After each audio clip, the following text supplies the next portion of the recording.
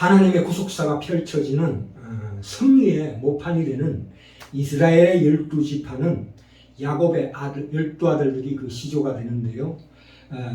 야곱의 장자인 르우벤이 스모와 간통함으로 인하여 실제적 현실적 장자권은 요셉에게 가게 됩니다.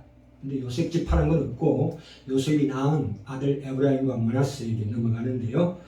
특별히 에브라임이 실제적인 장자에 반열했습니다. 그래서 북왕조 이스라엘의 10지파를 이끌게 됩니다. 또 남유다 베냐민 지파를 이끄는 우리 유다는 영적인 장자권입니다. 영적인 장자권을 가지고 있습니다. 자, 이 야곱의 본처인 레아의 네 아들이 참으로 중요합니다. 왜냐하면 이 르우벤과 유다는 닮은 꼴입니다. 왜냐하면 좀 더 확인할 텐데요. 창세기 37장에서 그 요셉을 부둥이 앞에 두고서 죽이지 말자고 했던 것이 르우벤과 유다입니다. 특별히 유다는 꾀를 내어서 차라리 팔아먹자 이렇게 얘기했습니다. 물론 이런 여러 가지 시각에서 볼 때 유다가 더 교활하지 않는가 이렇게 보는 사람들도 있지만 각자가 판단하시기 바랍니다.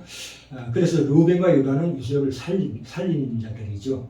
근데 이제 이 유다는 특별히 창세기 44장에 가시면 그 당시에 애굽의 총리가 요셉이었죠. 요셉이 자기 동생인 줄 모르고 그 앞에서 자기 형제들, 특별히 아버지와 베냐민을 위해서 자기가 스스로 종으로 자청하기도 했던 사람입니다. 잘하는 일이죠, 그것은. 또한 이 시므온과 레위 같은 경우는 서로 또 닮은 꼴이에요. 이 르우벤과 유다는 그 온순하고 내성적이에요. 그러나 이 시므온과 레위는 창세기 34장에서 본 바와 같이 자기 여동생 디나가 세겜 족속에게 강간당하는 바람에 앙심을 품었는데요. 그 세겜이 지왕 이렇게 된 거 청혼을 했을 때 그러면 할례를 받아라 해가지고 속여가지고 할례 받은 사흘째 되는 날 그 세겜 족속을 싸그리 몰살시켜버리고 죽여버리고 그 물건을 도둑질했습니다. 그런 과거가 있어요. 그러나 이 레위는 다음 시간에 할 건데 레위는 그 창세기 출애굽기 32장에 보시면 그 광야에서 금송아지 사건이 일어났을 때 유일하게 그 아론과 백성들의 죄악을 끊기 위해서 그 아들과 형제들을 죽이면서까지 하나님 편에 섭니다. 그렇기 때문에 이 제사장 지파로 새롭게 명예회복이 됩니다. 다음 시간에 말씀드리기로 하고요. 오늘은 유다인데 이 다음 시간에는 그 요셉과 일두 형제들의 그 용서와 화해와 회개를 다룰 것인데 그 참 이 유다라는 사람은 그 행적이 38장에 보시면 참으로 제일 형편없는 가문입니다. 많은 거기에서 세족보를 여신 우리 주 예수 그리스도 그 왕이 태어나게 됩니다. 참으로 이 엄청난 반전이 이루어지는 거죠. 자, 그러면 우선 이 유다가 잘한 일부터 한번 따져봅시다. 창세기 37장에 가시면 21절에 르우벤이 야 우리가 그 요셉의 생명을 상하지 말자 먼저 얘기했죠. 그래서 그를 구원하여 그 아베에게로 돌리려 함이었더라. 잘한 행동이 르우벤이 26절에 보시면 유다가 드디어 꾀를 냅니다. 우리 동생을 죽이고 그의 피를 은닉한 들 무엇이 유익할까? 그들을 이스마엘 사람에게 팔자 이렇게 꾀를 냈습니다. 근데 이것이 이제 이 유다가 이렇게 이제 요셉을 살리는데 앞장섰죠, 유다가. 근데 이제 44장에 가시면 드디어 이 유다가 좋은 일을 합니다. 이 베냐민을 위해서 인질을 자청하는 대목이 나옵니다. 그래서 33절에 44장 33절에 청컨대 주의 종으로 아이를 대신하여 있어서 주의 종이 되게 하시고 아이는 형제와 함께 도로 올려 보내소서. 자기 막내 동생 베냐민을 위해서 이렇게 청합니다, 그죠?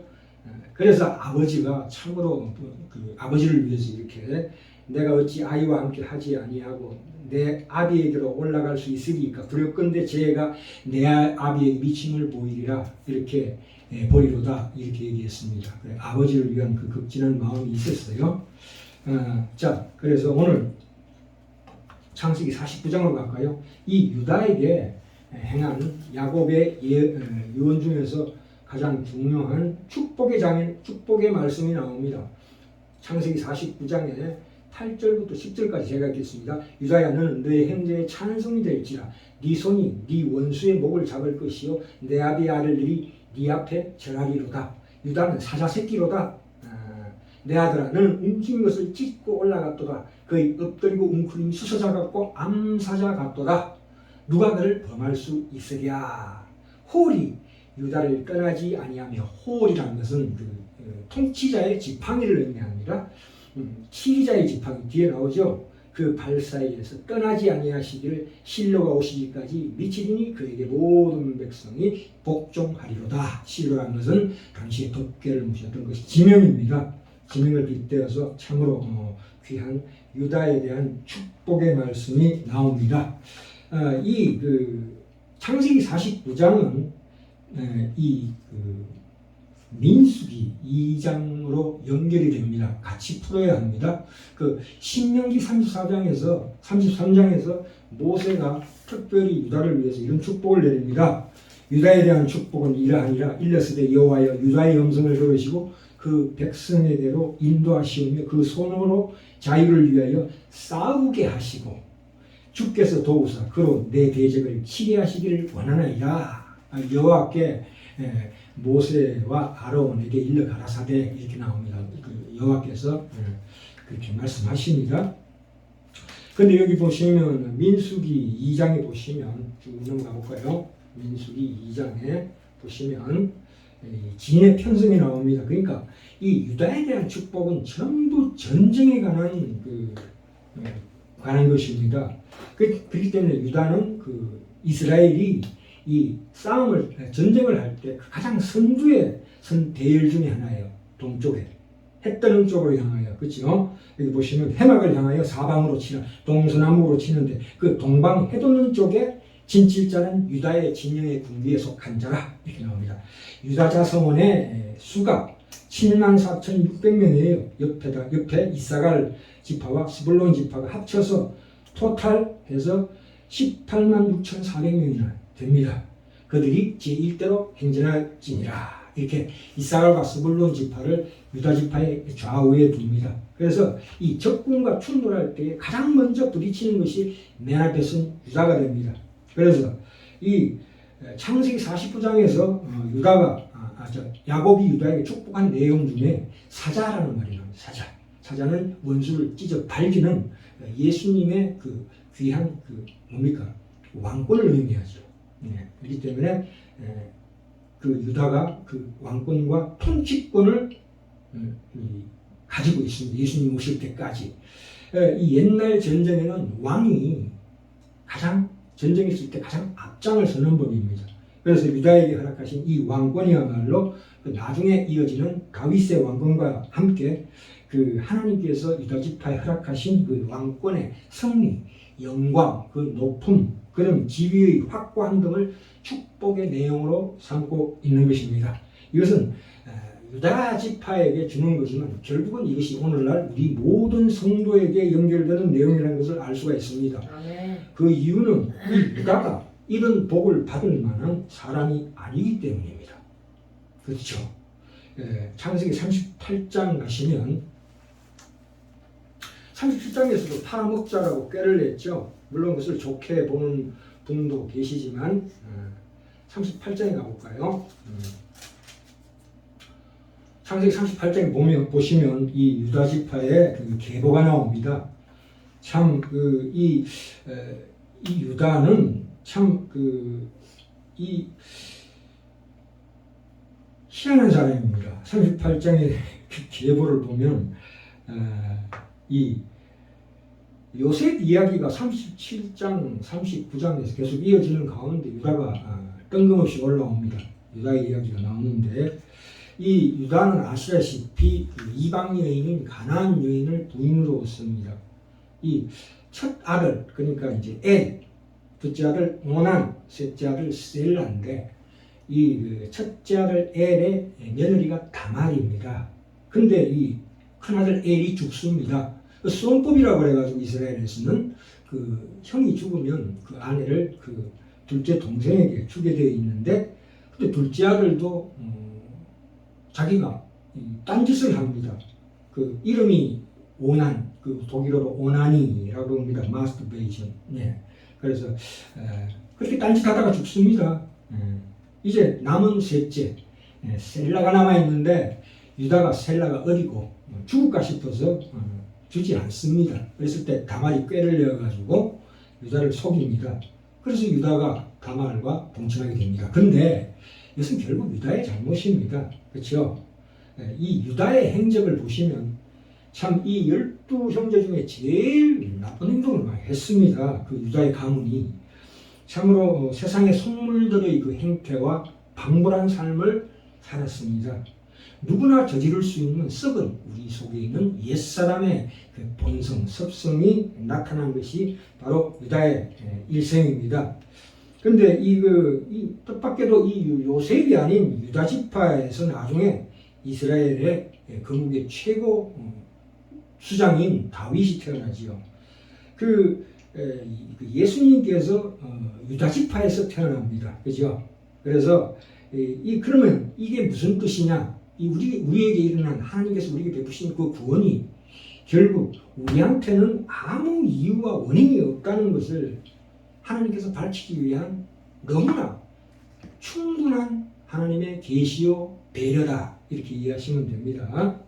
우리가 마태복음 1장 가볼까요? 이 유다의 족보를 좀 더 살펴보겠는데요.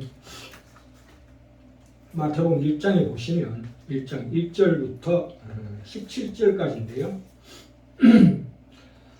1장 1절 아브라함과 다윗의 자손 예수 그리스도의 세계라 해놓고, 그 세계라는 것은 그 경계의 계자가 아니라 이을계, 그러니까 족보를 의미합니다. 아브라함 이삭을 낳고 이삭은 야곱을 낳고 야곱은 뭐라고 나옵니까? 유다와 그의 형제를 낳고 이렇게 나옵니다. 유다가 제일 앞에 나옵니다. 나머지 형제를 낳고 이렇게 나옵니다. 아브라함에게 약속하시고 허락한 그 은혜와 믿음, 다윗에게 허락하신 은혜와 왕권의 실제 주인공이 거기서 오신다, 이 말입니다. 유다는 그러니까 보셔요. 17절 사이에 보시면 다말에게서 베레스를 낳습니다. 다말이 누굽니까? 자기 며느리입니다. 그 다음에 쭉 가라보면 살몬은 라합에게서 보아스를 낳습니다. 라합은 아시다시피 여리고성의 기생입니다. 보아스는 루스에게서 오베스를 낳습니다. 물론 루스는 이방 여인입니다. 다윗은 우리아의 아내에게서 솔로몬을 낳습니다. 가나안 헷 족속이죠, 우리아는. 그래서 여기서 또 간통을 합니다. 그래서 이 밧세바 몸에서 드디어 솔로몬이 태어납니다. 그 족보에서 예수님이 태어나시는 거예요. 이 예수님께서 훌륭한 족보에서 훌륭한 가문의 후손으로 태어났다고 오해하시면 안 됩니다. 그것을 훌륭한 가문의 유전인자를 받은 것이 아닙니다. 말하자면 예수님이 왜 이 형편없는 유다의 지파에서 나오시냐면 드디어 이 아담으로부터 이어져 내려온 이 족보의 문을 완전히 닫으러 오시는 겁니다. 아멘. 끝장내러 오신 겁니다. 그러니까 그야말로 우리의 모든 유전인자로 DNA로 말미암아 이어지는 옛사람의 그 성품들, 가계의 저주를 꺼내러 오셨다, 이 말입니다. 우리는 구원받는 순간에 우리 모든 과거의 가계의 저주가 완전히 끊어지는 겁니다. 아멘. 로마서 5장으로 가볼까요? 로마서 5장에 보시면 이 예수의 오심, 유다 지파를 통해서 오신 예수님의 그 상황에 대해서 말씀하고 있습니다. 아담과 그리스도 이렇게 비교하고 있습니다. 이름으로 한 사람으로 말미암아 죄가 세상에 들어오고 죄로 말미암아 사망이 왔나니, 그러니까 죄로 말미암아 사망이 왔다, 이 말입니다. 이와 같이 모든 사람이 죄를 지었으므로 사망이 모든 사람에게 이르렀느니라. 죄의 삭스는 사망이죠. 그 결과는 사망입니다. 죄가 율법이 있기 전에도 세상에 있었으나 율법이 없을 때는 죄로 여기지 아니하느니라. 그렇죠. 아담으로부터 모세까지 아담의 범죄와 같은 죄를 짓지 아니한 자들 위에도 사망이 왕노릇하였나니 아담은 오실자의 표상이라.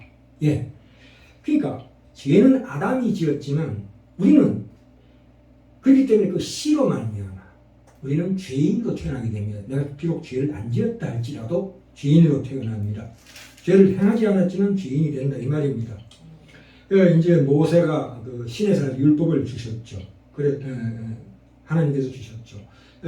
법이 없으면 범법이 성립이 안 되는 건데 죄를 짓지 아니한 자들에게도 죽습니다. 아담이 죄를 지음으로 말미암아 죽는 것이 현실입니다. 그것이 바로 죄인이라는 뜻입니다. 죄를 짓지 않았는데도 불구하고 죄인이 신분이 되었기 때문에 죄인으로 태어나는 것입니다. 다시 말씀드립니다. 죄를 범해서 죄인이 되는 것이 아니라 이 법이 없을 때도 사람들은 모두 율법이 없을 때도 사람들은 모두 죽었다는 거예요. 그 뜻은 죄인으로 태어났기 때문에 반드시 죽는다. 그렇기 때문에 죄인이다. 이런 말씀이십니다. 17절 볼까요? 17절부터 19절. 한 사람의 범죄를 인하여 사망이 그 한 사람으로 말미암아 왕노릇하였음즉 더욱 은혜와 의의 선물을 넘치게 받는 자들이 한 분 예수 그리스도로 말미암아 생명 안에서 왕노릇하리로다. 그렇죠? 그 예수 그리스도와 아담을 대표자 씨로 비교하고 있습니다. 그 아담 때문에 일어났던 그 죄의 삭신 사망이 결국 예수님께서 일어난 모든 생명과 의의 그런 것들, 거룩에 속한 것들이 우리에게 전수되는 겁니다. 그러니까 예수님에게 일어나신 모든 일들, 십자가와 부활이 우리의 것이 될 것입니다. 그렇죠? 자, 이 말씀이 정확하게 고린도전서 15장에 더 상세하게 나와 있습니다. 18절 읽을게요. 다시 17절 읽었고요. 18절 그런즉 한 범죄로 한 사람이 정죄에 이른 것 같이 의의 한 행동으로 말미암아 많은 사람이 의롭다심을 받아 생명에 이르렀느니라. 그렇죠. 한 사람의 순종치 아니함으로 많은 사람이 죄인 된 것 같이 한 사람의 순종하심으로 많은 사람이 의인이 되리라. 우리가 이제 구원받은 정황이죠. 자, 고린도서 15장에 가시면 45절부터 49절이 굉장히 중요합니다. 45절에 기록된 바 첫사람 아담은 산령이 되었다 함과 같이, 그렇죠? 마지막 아담은 살려주는 영이 되었나니, 그렇죠? 첫사람 아담은 흙에서 태어났지만 하나님께서 그에게 영을 불어넣어 주셔서 생명을 살렸습니다. 그러나 이 마지막 아담, 그러니까 예수 그리스도는 살아진 영이 이제 심판으로 말미암아 죽었는데 다시 살려주는 영이 되었다 이 말씀입니다. 46절 그러나 먼저는 신령한 자가 아니요 육 있는 자요. 그렇죠? 땅에서 났잖아요. 육 있는 자라. 그 다음에 신령한 자다. 이게 누굽니까? 우리 주 예수 그리스도십니다. 아담은 육 있는 자요. 예수들은 신령한 사람입니다. 첫사람은 땅에서 났으니 흙에 속한 자이거니와. 그렇죠? 아담은 그리고 우리는 다 흙에서 태어난 그 자손들입니다만은 둘째 사람은 하늘에서 나셨느니라. 우리가 흙에 속한 자의 형상을 입은 것 같이 우리 아담의 현실적으로 아담의 자손인 것과 마찬가지로 흙에 속한 자이지만 죽을 수밖에 없지만 그러나 드디어 하늘에 속한 자의 형상을 입으리라. 왜요? 예수 그리스도께서 하늘에 속한 자이기 때문에. 그래서 이 육신은 비록 죽지만 이제 그 죽은 육체가 다시 하나님의 형상, 그 온전한 부활로 이어지게 되고 결국 우리의 모든 생명이라는 것은 영혼으로 모든 정인적인 구원이 이루어진다 이 말입니다. 그 때문에 아담을 닮은 자가 되었던 것처럼 우리가 예수 그리스도로 말미암아 예수를 닮고 예수 안에 있는 것, 그것이 바로 구원이다. 예수는 우리 범죄함을 위하여 내어줌이 되고 또한 우리를 의롭다 하심을 위하여 살아나셨느니라. 이렇게 로마서 4장 25절에도 밝히고 있습니다. 그런데 예수 그리스도께서 왜 굳이 둘째 사람이고 마지막 아담이고 이 족보를 끊으러 오셨는데 왜 굳이 이 아담의 족보에서 태어났느냐 하는 것이 문제입니다. 그렇죠? 아까도 보셨다시피 유다가 다말 며느리에게서 베레스를 낳고 다윗이 솔로몬을 낳고 이 참으로 썩은 족보에서 왜 태어나셨느냐? 그것은 뭐냐? 이 족보, 더러운 이 족보를 마감하러 오신 것입니다. 아멘. 우리의 범죄함을 위하여 내어줌이 되셨다. 이렇게 말씀하고 계시죠. 아멘. 이 족보의 마지막 대표자로 죽으심으로 이 족보가 드디어 사라지는 겁니다. 아담이 대표로서 이어지는 이 가계가 비로소 완전히 끊어지는 겁니다.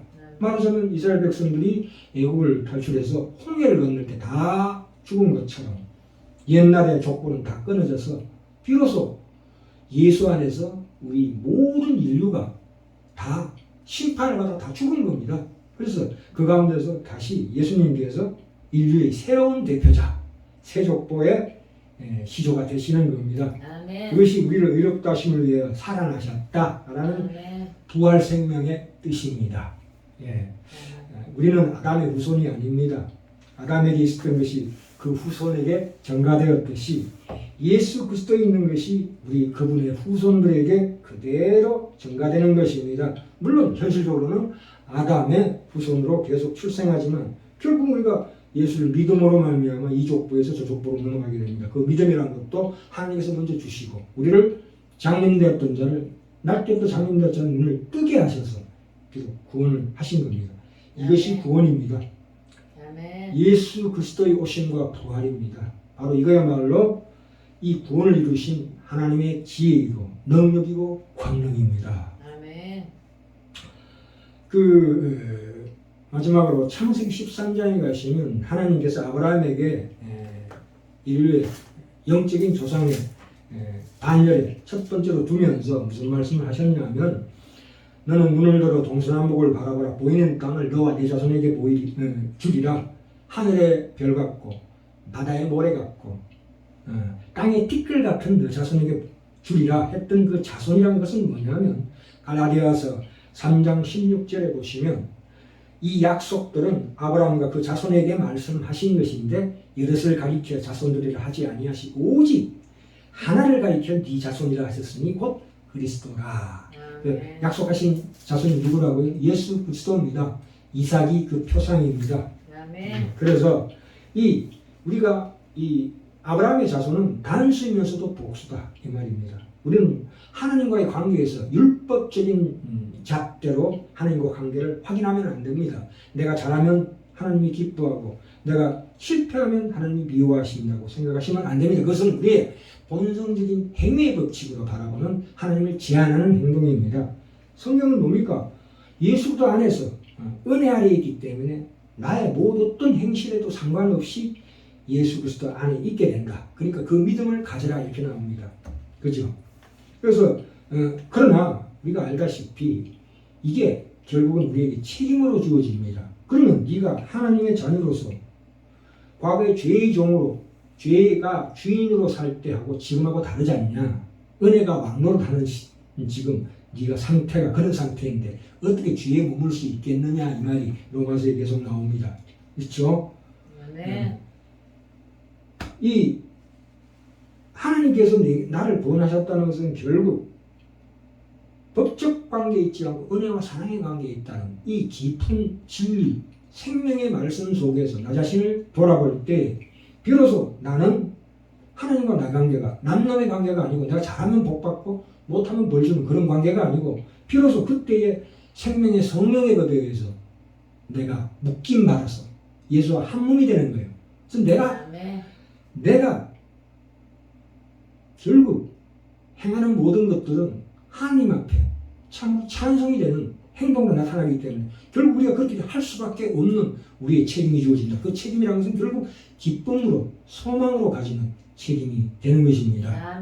억지로 하는 것이 아니라 내 자의적으로 자발적으로 가게 하시는 하나님의 더 깊은 예정하심이고 우리를 이끄심이십니다. 그리고 내가 판단하고 내가 결론 내리고 내가 행동을 하지만 그 뒷면에 하나님의 거대한 나의 운명을 결코 바꿀 수 없는 하나님 안에 있는 자녀로서의 그 확고부동한 지위와 신분에 의해서 나의 수준을 내가 책임지고 끌고 나가는 우리 치료하는 교회 거룩하신 우리 형제자매들 다 되시길 원합니다.